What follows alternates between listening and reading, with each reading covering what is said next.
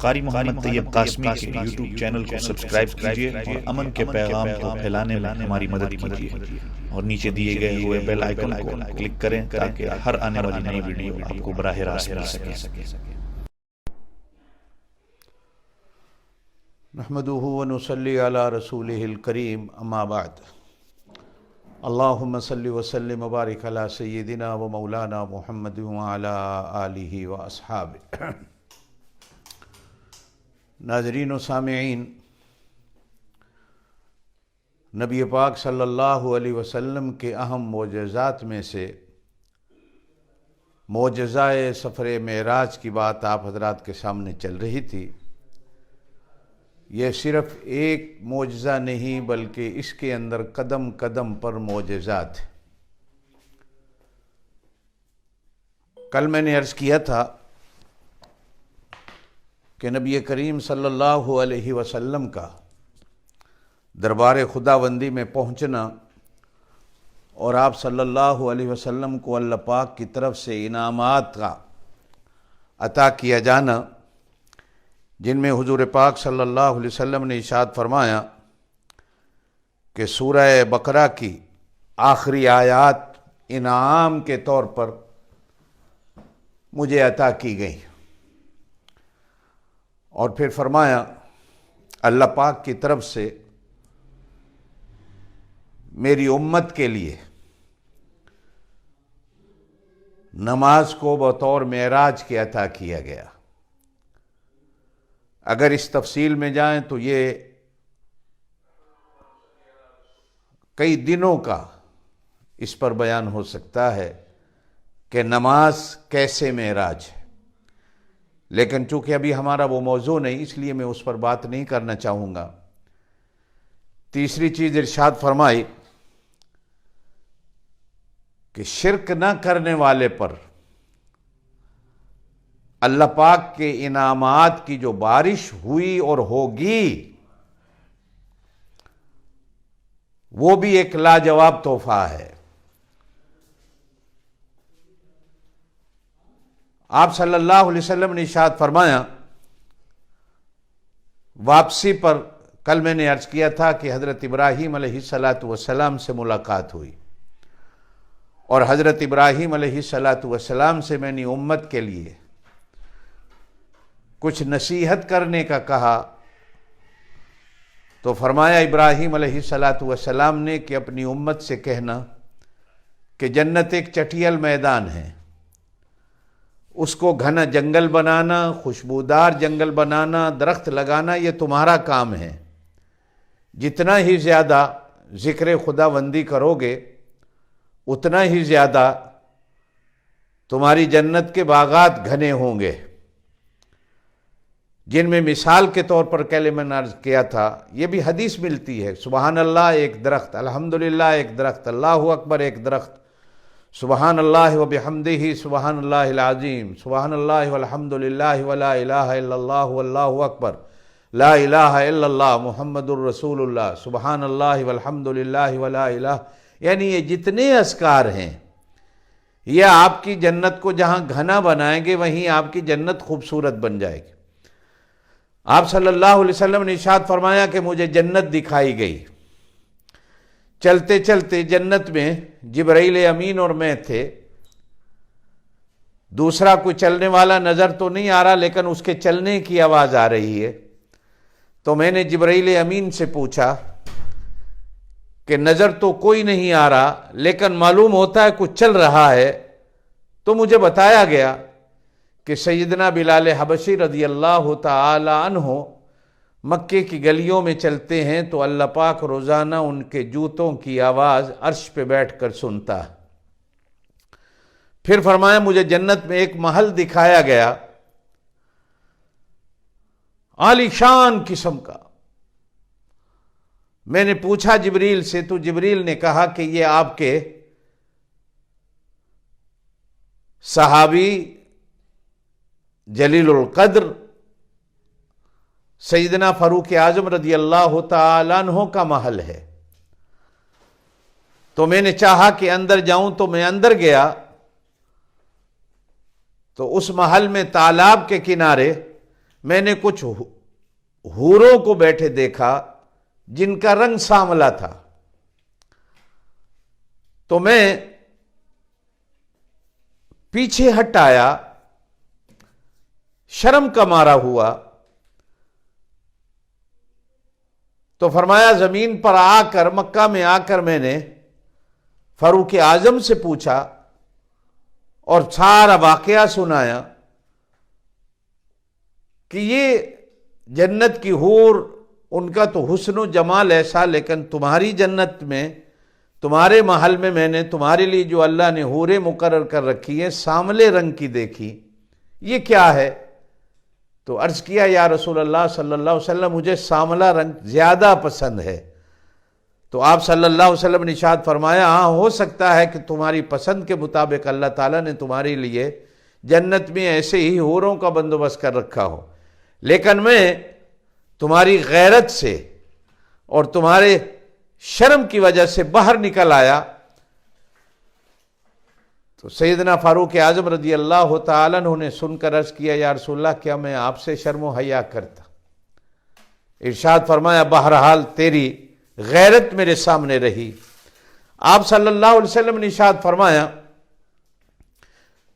میں نے جہنم کو بھی دیکھا ہے، دروغہ جہنم کو بھی دیکھا ہے، میں نے دجال کو بھی جہنم میں دیکھا ہے، اور پھر جہنم کا جو نقشہ آپ صلی اللہ علیہ وسلم نے ارشاد فرمایا کہ میں نے کس کس قوم کو دیکھا ہے جہنم میں، لمبی فہرست ہے اس کی، لیکن بہرحال عرض کیے دیتا ہوں۔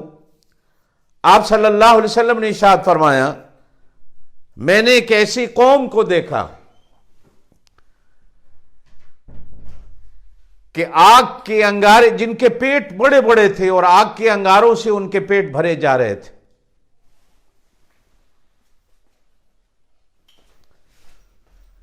تو میں نے جبرائیل امین سے پوچھا کہ یہ کون سی قوم ہیں؟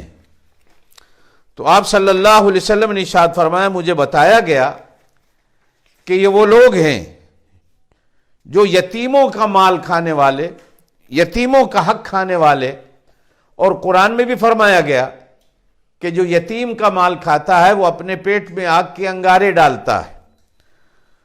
آپ صلی اللہ علیہ وسلم نے ارشاد فرمایا مجھے ایسی قوم بھی دکھائی گئی کہ جن کے ناخن تانبے کی طرح کے تھے، اور وہ قوم اپنے ان ناخنوں سے اپنے چہروں اور سینوں کو چھیل رہی تھی۔ میں نے جبرائیل امین سے پوچھا تو جبریل کی طرف سے مجھے بتایا گیا کہ یہ دنیا میں غیبت کرنے والے لوگ ہیں۔ غیبت کیا ہے؟ کہ ایک بھائی کے اندر، مسلمان بھائی کے اندر کوئی چیز ہے، پیٹھ کے پیچھے لوگوں کے سامنے اس کے اس عیب کو بیان کرنا، اسے غیبت کہا جاتا ہے، اس لیے کہ وہ بندہ تو غیب ہے لیکن پیٹھ کے پیچھے اس کی یہ باتیں کرنا۔ آپ صلی اللہ علیہ وسلم نے ارشاد فرمایا ایسی قوم کو اللہ پاک نے تانبے کے ناخن دیے ہوئے ہوں گے جس سے وہ اپنے چہروں اور اپنے پیٹوں اور سینوں کو چھیل رہے ہوں گے۔ قرآن پاک میں فرمایا گیا لا یغتب بعضکم بعضا، اے ایمان والو ایک دوسرے کی غیبت نہ کرو، پیٹھ کے پیچھے باتیں نہ کرو۔ ایحب احدکم ان یاکل لحم اخیہ میتا فکرہتموہ، کیا تم میں سے کوئی بندہ پسند کرتا ہے کہ اپنے مردہ بھائی کا گوشت کھا لے؟ تم اس چیز کو پسند نہیں کرتے ہو، یقیناً نہیں کرتے ہو۔ تو چغلی، غیبت کرنے والا بھی ایسا ہی ہے کہ وہ گویا کہ اپنے مردہ بھائی کا گوشت کھا رہا ہے۔ آپ صلی اللہ علیہ وسلم کا گزر ایک قبرستان کے پاس سے ہوا تو آپ صلی اللہ علیہ وسلم کو دکھایا اور بتایا گیا کہ اس قبرستان میں دو قبریں ایسی ہیں کہ جن پر اللہ کا عذاب ہو رہا ہے۔ ان میں سے ایک قبر ایسی تھی کہ جس میں ایسا مردہ دفن تھا کہ جو دنیا میں رہتے ہوئے دوسرے کی غیبت کرنے والا تھا۔ یہ عذاب قبر کا انسان کو مستحق بنا دیتا ہے۔ میری بہنوں، میرے بھائیوں، قرآن پاک میں ایک مستقل سورت ہے چھوٹی سی، وَيْلٌ لِكُلِّ ہُمَزَةٍ لُمَزَةٍ، ताना देने वाला, गीबत करने वाला, ये हलाकत में पड़ गया। अपने आप को इस गुनाह से बचाइए। एक बंदे के अंदर कोई ऐब नहीं, वो आप लोगों के सामने बयान करे तो वो तोहमत और इल्जाम और बोहतान है, उसकी सजा अलग है। लेकिन एक बंदे के अंदर है और आप उसे मजा ले लेकर लोगों के सामने बयान कर रहे हैं। आज इस चीज में बड़े बड़े दीनदार लोग, बड़े बड़े ओहदों वाले लोग इस गुनाह में इतने मुब्तला हैं कि इस गुनाह को वो गुनाह ही नहीं समझते कि अपने आप को उससे बचा लें। मेरी बहनों और मेरे भाइयों, अल्लाह ताला हमें बचने की तौफीक दे। जनाब नबी करीम अलैहिस्सलातु वस्सलाम ने इरशाद फरमाया कि मैंने ऐसे लोग भी देखे कि जिनके होंठ ऊंट की होंठ की तरह मोटे थे और उनके पेटों में पत्थरों जैसे अंगारे ठोंसे जा रहे थे। तो आप सल्लल्लाहु अलैहि वसल्लम ने जिब्रील से पूछा तो बताया गया ये वो लोग हैं जो नाहक यतीमों का माल खाने वाले हैं और ये लोग अपने उस जुर्म की सजा पा रहे हैं। नबी करीम सल्लल्लाहु अलैहि वसल्लम ने इरशाद फरमाया कि मुझे ऐसी कौम भी दिखाई गई कि जो झुलसते और गरम गरम पत्थरों को खा रहे थे, जिनके पेटों पे ठोसे जा रहे थे गरम गरम झुलसते हुए पत्थर, सुर्ख और लाल। मैंने जिब्रील से पूछा कि जिब्रील ये कौन सी कौम है? तो मुझे बताया गया ये सूद खाने वाले। सूद खाने वाला कुरान कहता है ये अल्लाह से जंग करता है और अल्लाह पाक की तरफ से इससे ऐलान जंग होती है। ऐलान जंग किया गया है कुरान में। तिजारत को अल्लाह कहते हैं हलाल है, सूद को अल्लाह ने कहा हराम है। और बाज अहादीस में तो ऐसा भी मिलता है कि सगी मां से जिना करने से भी बड़ा जुर्म है सूद खाना। बढ़ा के देना ये सिर्फ अल्लाह की शान है कि एक के बदले में 10 दे, एक के बदले में 40 दे, 70 दे, बगैर हिसाब दे। गोया कि ये बंदा जो सूद खाता है ये खुदाई का दावा कर रहा है कि मैं बढ़ा कर देने वाला हूं और बढ़ा कर देने वाला सिर्फ अल्लाह। नबी पाक सल्लल्लाहु अलैहि वसल्लम ने इरशाद फरमाया कि मुझे ऐसे लोग भी दिखाए गए कि जिनके सर पत्थरों से कुचले और तोड़े जा रहे थे। कुचले जाने के बाद ठीक होते, फिर कुचले जाते, फिर ठीक होते। तो मैंने जिब्रील से पूछा ये क्या है, ये कौन लोग हैं?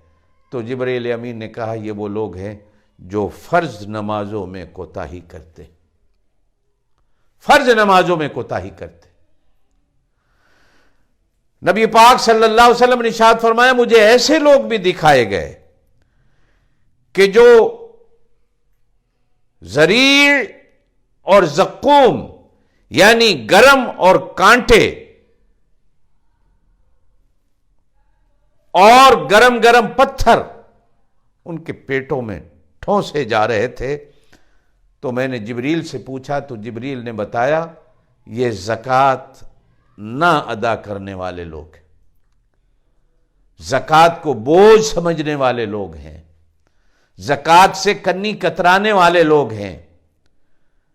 बैंक में जाके लिखा दो कि मेरा ताल्लुक किसी और कौम से है, सिर्फ ज़कात को माफ कराने के लिए। झूठ, अपना दीन अपना मजहब भी छोड़ा और एक और कौम के अंदर अपने आप को मुब्तला कर दिया।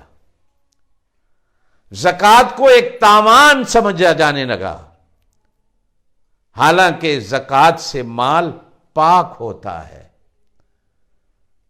ज़कात से मुआशरे के अंदर बरकत पैदा होती हैं, लेकिन ज़कात को बोझ समझने वाला। जनाब नबी करीम अलैहिस्सलातु वस्सलाम ने इरशाद फरमाया मुझे ऐसी कौम भी दिखाई गई जिनके सामने 2 हांडियां पकी भी रखी हैं, एक में हलाल है एक के हराम में। ये हलाल को छोड़कर हराम खाने में लगे हुए हैं। मैंने जिब्रील से पूछा तो जिब्रील ने बताया ये वो लोग हैं जो हलाल की बीवियों को छोड़कर, जिनको अल्लाह ने इनके लिए हलाल करार दिया है, یہ حرام کی طرف جاتے ہیں اور حرام میں منہ مار رہے ہیں، جسے زنا کہا جاتا ہے۔ آپ صلی اللہ علیہ وسلم نے ارشاد فرمایا کہ یہ وہ لوگ ہیں جو حلال کو چھوڑ کر حرام کھانے والے۔ آپ صلی اللہ علیہ وسلم نے ارشاد فرمایا میں نے جنت کو بھی دیکھا، جہنم کو بھی دیکھا، دروغہ جہنم کو بھی دیکھا، میں نے دجال کو بھی دیکھا۔ آپ صلی اللہ علیہ وسلم نے ارشاد فرمایا میں نیچے آیا تو حضرت موسیٰ علیہ السلام سے ملاقات ہو گئی۔ پوچھا کیا ملا؟ میں نے کہا 50 نمازیں ملی۔ اپنے تجربے کے طور پر کہا کہ میں نے بنی اسرائیل کو خوب دیکھا ہے کہ 2-3 نمازیں فرض تھی بنی اسرائیل پہ، وہ بھی نہیں پڑھ سکتے تھے، تو یہ 50 نمازیں جو آپ کو آپ کی امت کے لیے ملی ہیں کون پڑھے گا؟ اللہ کے ہاں جائیے اور اللہ سے کہیے تخفیف کریں۔ 45 ہوئیں، پھر 40 ہوئیں، پھر 35 ہوئیں، پھر 30 ہوئیں، پھر 25 ہوئیں، پھر 20 ہوئیں، پھر 15 ہوئیں، پھر 10، 5 رہ گئیں، تو بھی حضرت موسیٰ نے کہا ایک چکر اور لگا لیجئے، اللہ سے کہیں کہ ان کے اندر بھی کمی ہو۔ تو ارشاد فرمایا کیا مجھے اللہ کے دربار میں جانے سے شرم آتی ہے کہ کہیں اتنا بڑا انعام جو اللہ نے میری امت کے لیے دیا ہے یہ کہیں واپس نہ ہو جائے۔